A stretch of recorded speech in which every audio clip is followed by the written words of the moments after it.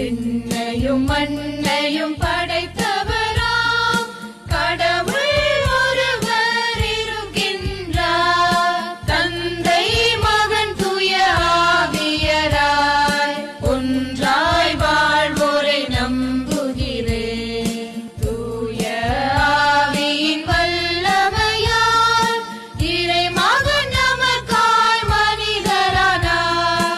கன்னி மரியிடம் பிறந்தவராம் இயேசுவை உறுதியாய் நம்புகிறேன்.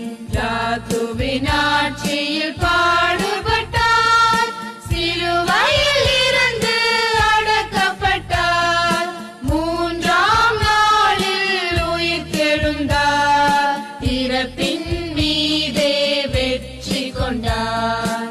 விண்ணகம் வாழும் தந்தையிடம் அரியணை கொண்டு இருக்கின்றார்.